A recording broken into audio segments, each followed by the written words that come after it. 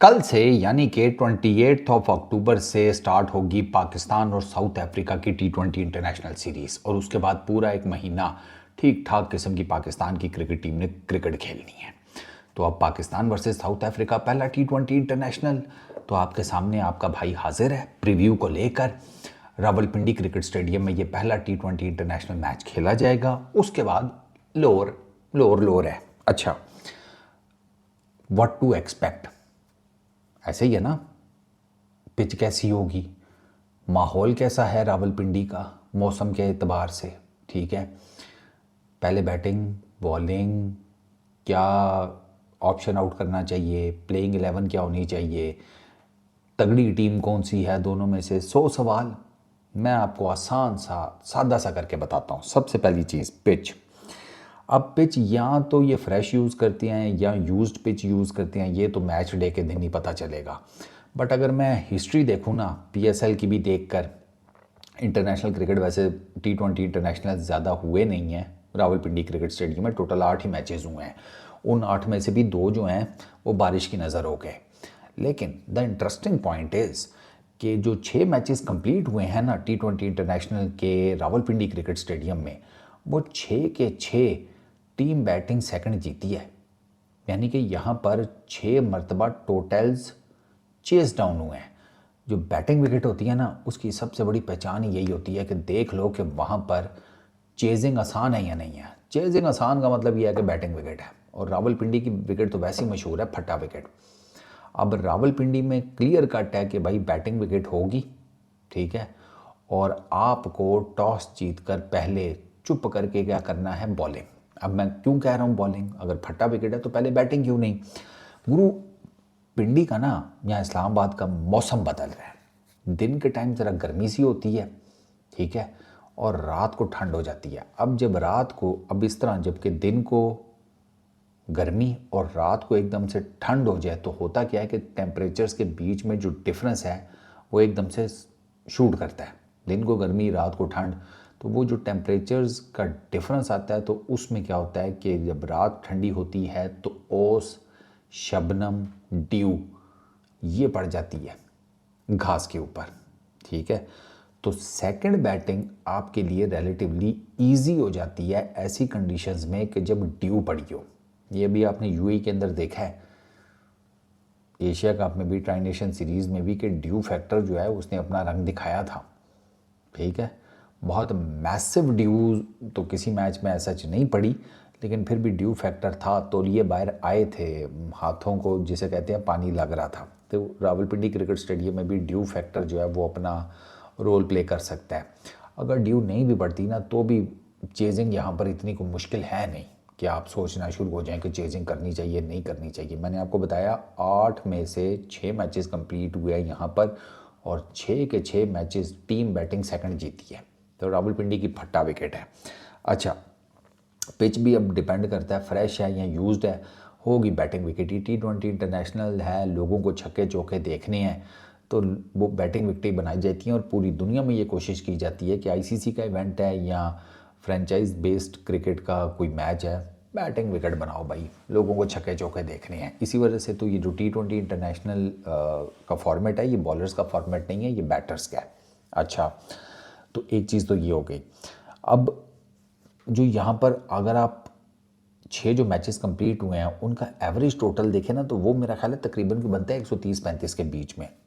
अब फट्टा विकेट के ऊपर एवरेज टोटल 130-35, ये क्या कहानी है सर? कहानी ये है कि यहाँ पर ना जो 6 मैचेस कंप्लीट हुए हैं उसमें से 3 पाकिस्तान ने खेले थे जिम्बाब्वे के अगेंस्ट।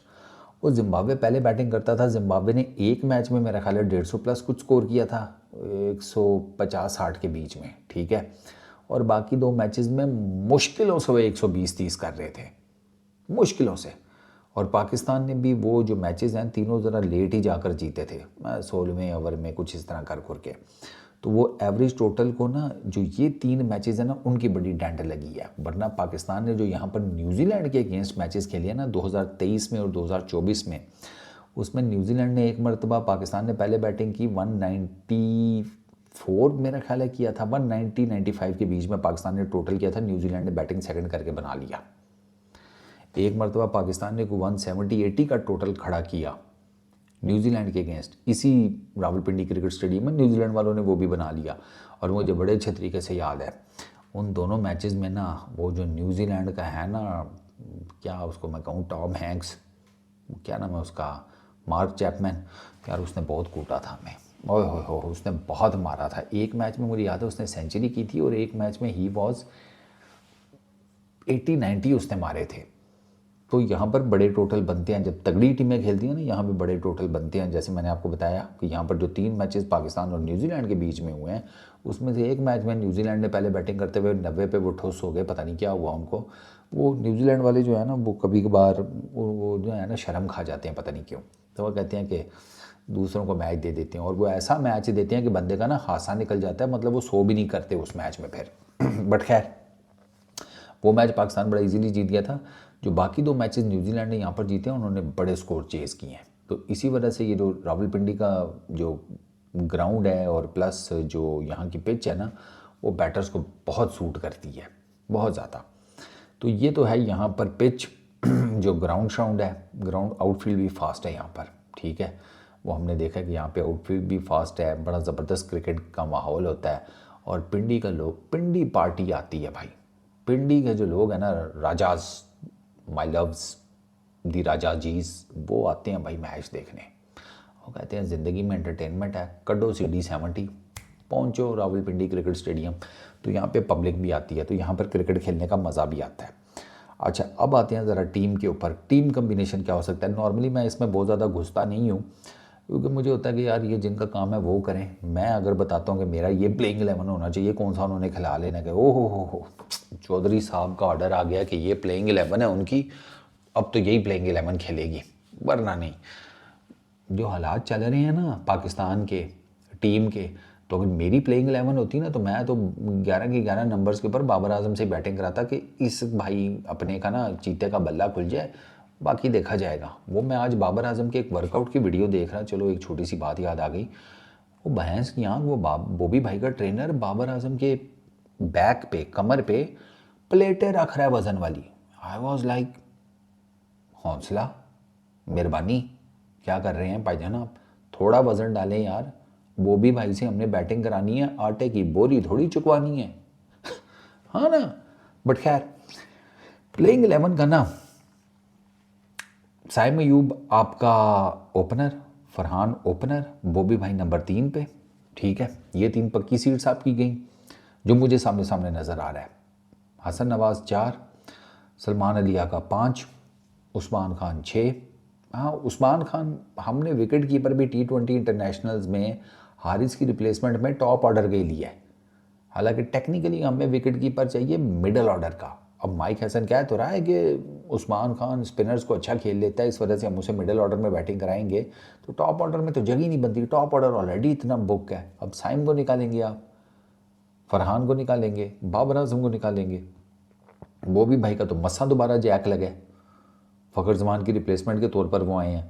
तो बॉबी भाई अगर खुदा न खास्ता ना परफॉर्म कर सके, फिर छुट्टी हो जाएगी। ये भी एक जिसे कहते हैं दिक्कत है। अच्छा खैर, तो टॉप ऑर्डर वैसे ही आपका बुक है। हसन नवाज़ को नंबर 4 पर खिलाएं, मेहरबानी करें ना, उसकी जिसे कहते हैं आत्मा रोलें। वो अच्छा खासा नंबर 4 का बैटर है, PSL में नंबर 4, आपने उसको नंबर 4 के ऊपर इंटरनेशनल क्रिकेट में बैटिंग कराई है तगड़ी, 180-90 का उसका नंबर 4 के ऊपर स्ट्राइक रेट है। क्यों जाती कर रहे हो बच्चे के साथ नंबर 6 के ऊपर डालकर यार उसे, तो मेहरबानी करें यार। तो नंबर 4 पे हसन नवाज़, 5 पे सलमान अली आ गया, 6 पे आपका विकेट कीपर बैट्समैन आ गया। अब इसमें कुछ लोग कहेंगे कि यार उस्मान खान की जगह फिर निकालो, इसकी जगह मिडिल ऑर्डर में कोई और बैटर डालो और विकेट कीपिंग फरहान से करा लो।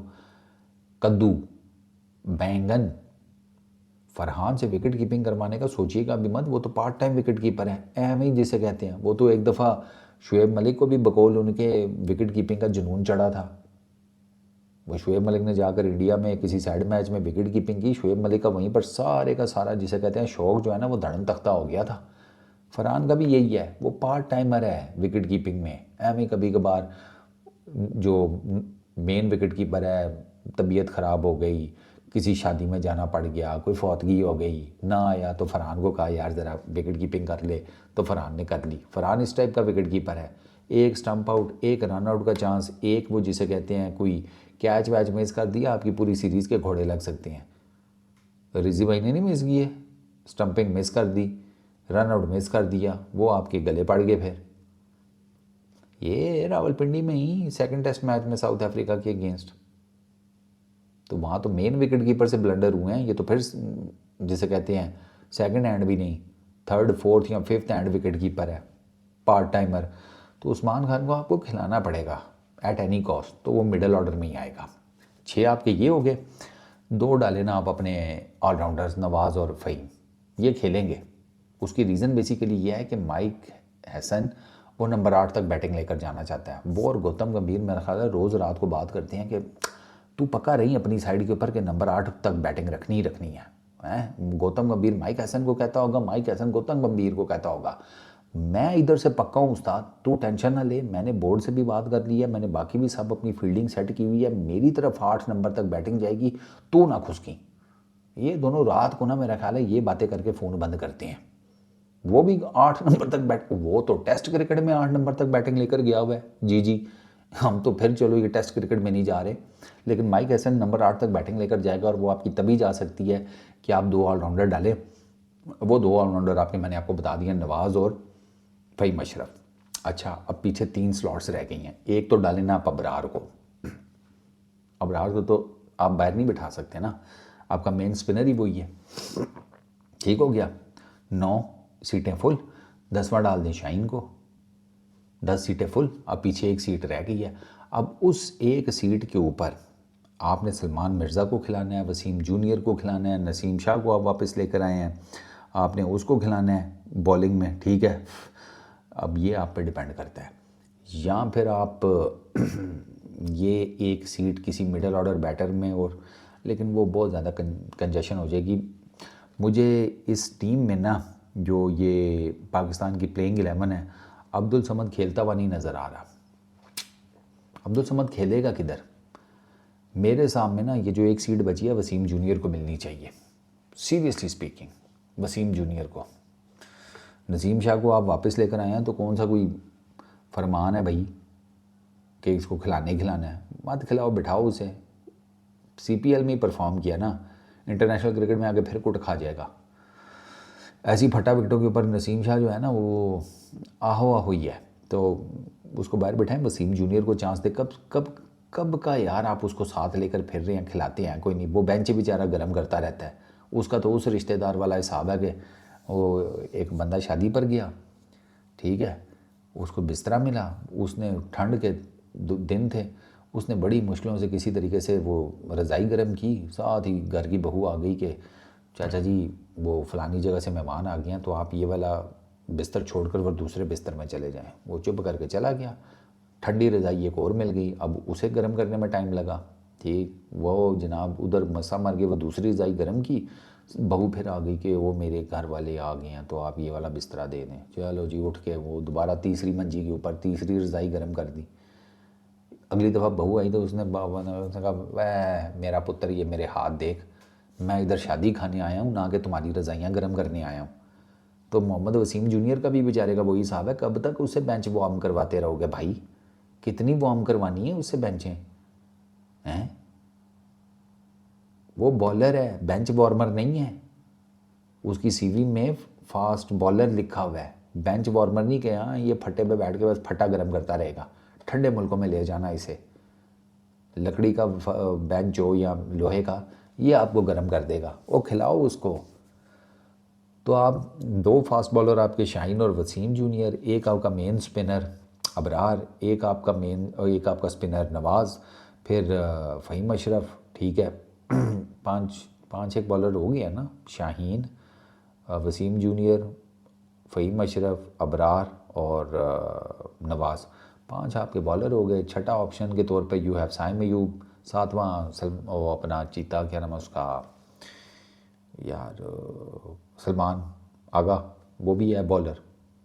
आपको यही खिलाना चाहिए वसीम जूनियर का। मैं इस वजह से कह रहा हूँ कि आपके पास ठीक है वो ऑप्शन उसकी भी है यार, क्या नाम है उसका यार लड़के का, यार किधर गया है वो यार, उस्मान तारिक भी वैसे आपके पास स्पिनर है, लेकिन मुझे लगता है कि ये अबरार के साथ ही जाएंगे।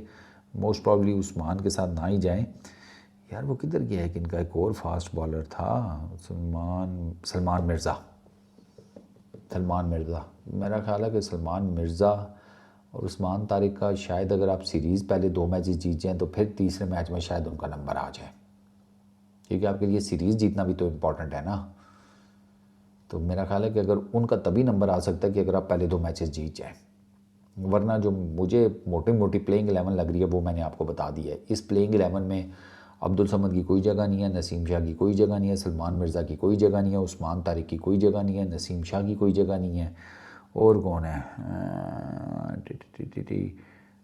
बाकी तो पूरे हैं। बाकी आ जाएंगे, इनकी कोई जगह नहीं बनती।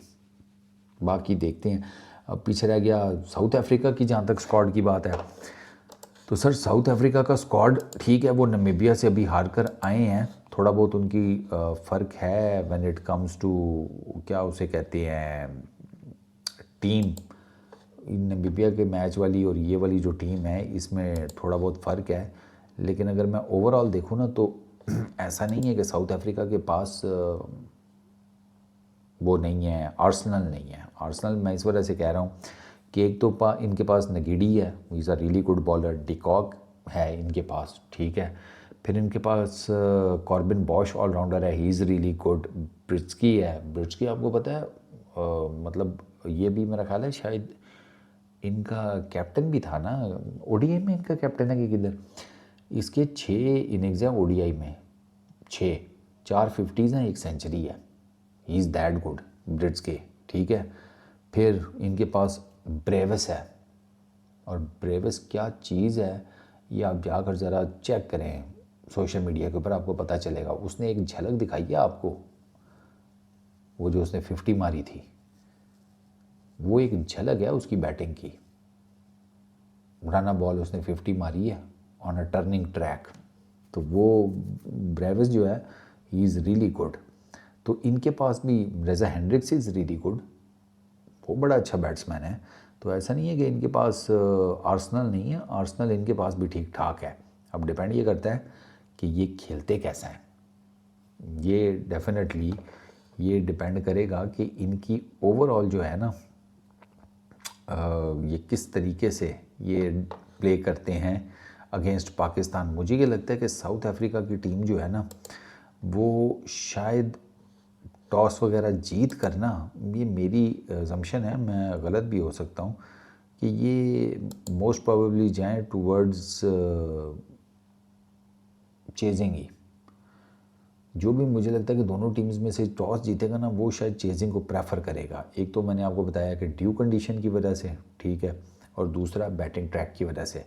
यहाँ पर इतना ज़्यादा कुछ नहीं है। यहाँ पर स्पिनर अच्छी बॉल करना चाहें तो कर भी सकते हैं, लेकिन स्पिनर को अगर मार पड़ने पे आए तो यहाँ पर फिर स्पिनर्स को ठीक ठाक किस्म की, जिसे कहते हैं, मार भी पड़ती है। ब्रेविस का 9 मैचेस में 200 का स्ट्राइक रेट है, क्या बात है, सही है भाई। बॉश की 8.21 की इकॉनमी है, नॉट बैड। अगर ज़्यादा देखा जाए तो पाकिस्तान के ही प्लेयर्स हैं जो कि ना मैच की सेंट्रल पोजीशन में आपको नज़र आते हैं। बट ओवरऑल मुझे लगता है कि अच्छे और तगड़े मुकाबले होंगे। बाकी देखते हैं। इस वीडियो में इतने, अपना बहुत ख्याल रखना भाई लोग। नेक्स्ट वीडियो में मुलाकात होगी। Peace out.